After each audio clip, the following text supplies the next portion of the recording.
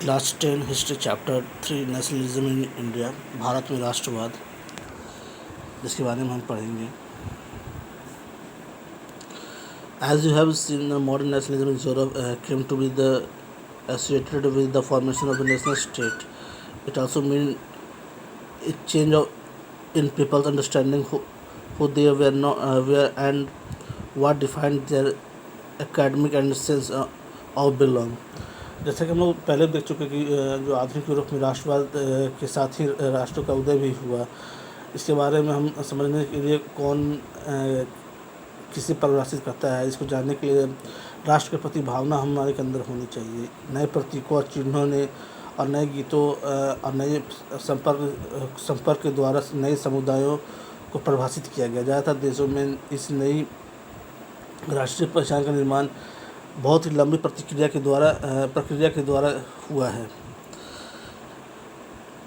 दूसरे तरफ अगर देखें कि दूसरे उपनिवेश की तरह भारत में भी आधुनिक राष्ट्रवाद के उदय की परिघटना उपनिवेशवाद विरोधी आंदोलन के साथ गहरे तौर पर जुड़ी है। बहुत लंबी लड़ाई के बाद जाकर भारत को भी आज़ादी मिली। औपनिवेशिक शासकों के खिलाफ संघर्ष के दौरान आपसी एकता को पहचानने लगे थे। उत्पीड़न और दमन में समय में विभिन्न समूहों को एक दूसरे में बांध दिया, लेकिन हर वर्ग समूह पर उपनिवेशवाद का असर एक जैसा नहीं था। उनके अनुभव भी अलग थे, स्वतंत्रता के मायने भी अलग अलग ही थे। महात्मा गांधी के नेतृत्व में कांग्रेस ने समूहों को इकट्ठा करने का विशाल आंदोलन किया, परंतु इस एकता में टकराव के बिंदु भी बहुत सारे थे। पहले की एक और पुस्तक हम लोग किताब में देख चुके हैं, भारत में राष्ट्रवाद के उदय का अध्ययन किया गया था, जहाँ पर 20वीं सदी में के दशक की कहानी हमने देखी थी। इस अध्याय में 1920 के दशक से आगे हम अध्ययन पढ़ेंगे और असहयोग आंदोलन तथा सविनय अवज्ञा आंदोलन के बारे में हमें इसमें पढ़ने को मिलेगा।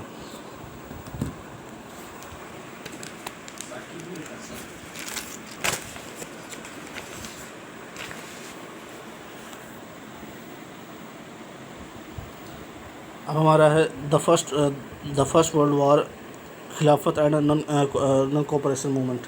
पहला विश्व युद्ध, खिलाफत और असहयोग आंदोलन। 1919 के बाद सालों में अगर हम देखते तो राष्ट्रीय आंदोलन इलाकों तक फैल गया था। इसमें एक समाज समूह शामिल हो गए थे।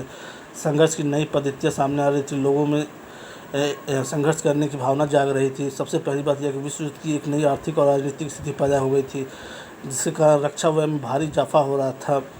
इस खर्च की भरपाई करने के लिए युद्ध के नाम पर कर लिए गए और करों की वृद्धि की गई। सीमा शुल्क बढ़ा दिया गया, आयकर शुरू किया गया। युद्ध के दौरान कीमतें तेज़ी से बढ़ गई। 1913 से 1918 के बीच कीमतों में दोगुना वृद्धि हो चुकी थी, जिसके कारण आम लोगों के लिए मुश्किलें और भी बढ़ गई थी। गांव में सिपाहियों को जबरन भर्ती किया गया, जिसके कारण ग्रामीण इलाकों में व्यापक गुस्सा था। 1918 से 1919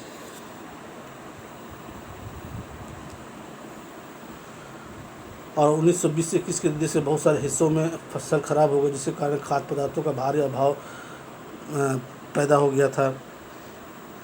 उसी समय फ्लू की महामारी फैल गई। 1921 की जनगणना के मुताबिक और महामारी के कारण लगभग 120 लाख लोग 1,20,000 लोग लगभग मारे गए थे। लोगों की उम्मीद थी कि युद्ध खत्म होने के बाद उनकी मुसीबतें कम हो जाएंगी, मगर ऐसा कुछ भी नहीं हुआ।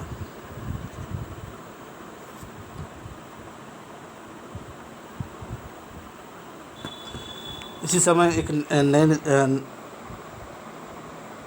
नेता एक रूप के सामने आए, जिनका संघर्ष करने का तरीका बिल्कुल ही अलग था।